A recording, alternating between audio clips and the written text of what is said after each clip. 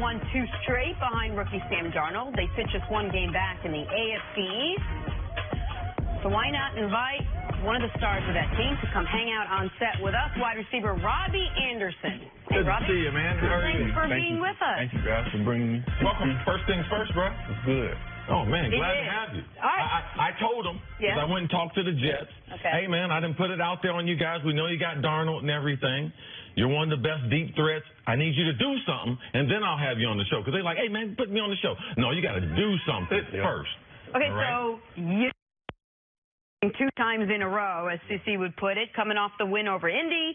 It's 2 in a row. What do you credit the recent success to? Why is your team playing so well in this latest stretch? I say, on offense, O-line, that's everything. You can't go without the big guys.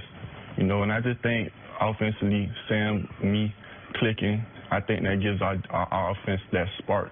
And then our defense, they've been playing great football. They've been making it easier for us. The first couple of games, it's been a little hard because we can't expect them to just shut teams out on offense. We wasn't clicking and making things happen. But I think things are starting to come together as a whole. Well, quickly, you said you and Sam are clicking. You've made a conscious effort to try to get with him, right? And try to really make that relationship both on and off the field something pretty dynamic. Yeah. What has that process been like for you? It's like meeting a new friend, getting to know somebody, starting like a new school year, new classmate, filling each other out. But, I just want to be that blanket for Sam, make him comfortable, make it easier for him, and take the plate, take it off his shoulders a little bit. Right. I think it's a little bit different when one of your classmates, like he's the son of the principal or the superintendent, because it is something that that he's going to be around the franchise. But having a couple other quarterbacks that you have played with in a very, very young career, give us some of the attributes that people on TV shows and stuff talk about a franchise quarterback, how you knew early in Sam Darnold that you saw that there were some special qualities that he had. Definitely, I say his composure. Coming in as a high pick and all the attention and things like that, you could say he's very level-headed and humble. He keeps his head on his shoulder. He come in every day, he work, and keep his head down. And to me, he doesn't really come off as a rookie. I don't sense too much pressure. He doesn't seem too nervous out there. And I've been impressed with him. One of our favorite guys on this show is a guy who was with you guys in the preseason, Teddy Bridgewater. Yeah. You guys brought him in. You spent an off season with him. He then got traded to the Saints, which could end up being great for him. Right. We like his story and think he has starter potential in this league. What was spending time with Teddy like, and what did you learn from him, or what did you learn about him in your guys' time together? Spending time with Teddy, it was good for me. I was able to relate from him. We come from similar backgrounds. He's from Dade County, I'm from Broward County. But, he helped me grow. I can say he helped me grow as a man and as a player, helping me understand the NFL, how to be a professional, how to work, and then also helped me as a player, teaching me things and things that he's seen that I can improve on. When you say, go ahead, Steve. No, you're at that critical point. You talk about growing as a pro. You've done some things that I'm very, very familiar with. Went to school at Temple, ended up coming to the NFL, had some problems at Temple, a lot like I had at Ohio State. But Todd Bowles, the Jets organization, they've believed in you. Right. So you're trying to grow as a young person. What have the Jets and the franchise done to be able to help you kind of speed up that process? Because I know Todd Bowles, when he told me personally to spend some time with you because he thought you were very, very important, and he thought that you had grown an awful lot in the last 12 months. I would say, to help me grow, not giving up on me through my struggles, that means everything, It's just like growing up as a child. If you have some problems and the people who, care about you or who you want to make proud, they give up on you, it will let you down.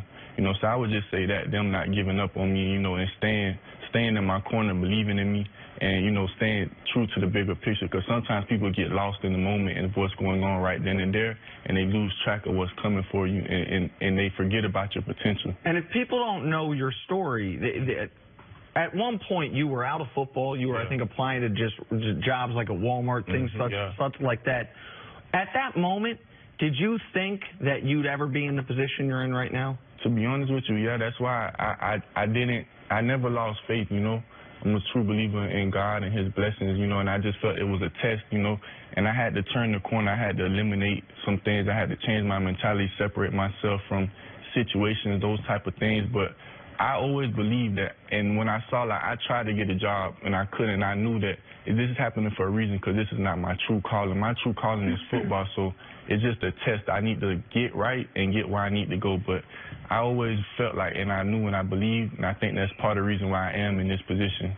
Robbie, you spent a lot of time in your life proving people wrong because you knew that you had a skill or a talent that maybe other people didn't quite know yet. It's very similar to the narrative that the Jets have sort of been living for the last couple of years. They've tried, they've struggled, they've become, at some points, laughing stock of the NFL. But now you get this quarterback that is going to be the future, most likely. Yep. You have, Todd Bowles really believes in you guys. Tell me a little bit about how he talks to this team and what the feeling is with new life sort of being injected into the team now that you got your draft pick and your future quarterback. Well, one thing I really respect about Coach Bowles and enjoy about him is he talks to us like men. He doesn't, I've heard across the NFL some teams are like they're kind of systemized and kind of like mind control, things like that. Yeah. Like he keeps it real with us, like always. He doesn't let us get too high. He doesn't let us get too low, and he keeps us like reminded that in life we're gonna go through worse things than what we're going through. You guys personally are going through something as a team. Casey Rogers, well-respected defensive coordinator, very, very good friend of Todd Bowles for a long, long time. They've coached on several coaching staffs in the NFL together. A couple weeks ago, he came down with a sudden illness that was very, very serious. He came back to surprise the team this weekend and was around the team. What did him visiting the team, what kind of a lift did it give the team when you guys saw him surprisingly be back at work? Well, I mean, like with me, I saw him just walk on the sideline. I was surprised. It gave me a little boost of energy, and I think that it motivated the defense to go out there and want to make him proud and put it on display for him.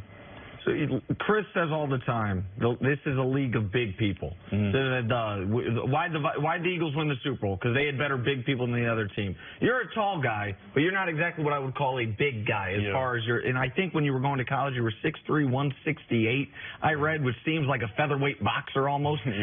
How have you been able to be as successful as you were last year and into this year at the frame that you are? Like, to take the punishment of the NFL when you have to be pound for pound one of the slightest guys at your position in the league? Well, just playing smart, knowing my game, knowing I'm not a big guy, so I'm not gonna put myself in those big guy situations, getting down, but using my speed to get away from those big guys. Ocho taught me one thing when I was coming into the NFL. Chad Johnson. Yeah, Chad. Ocho Cinco. You work with him down in Florida. Yeah, that's big bro. Okay, all right. So bro taught me. He said, get down. That's all he said. He said, look at me. I'm just that small. Just get down.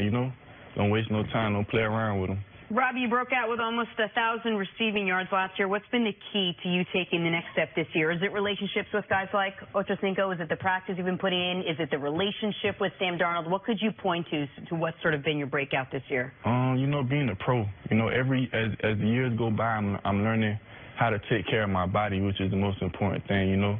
Without my body and my health, I can't go out there and produce.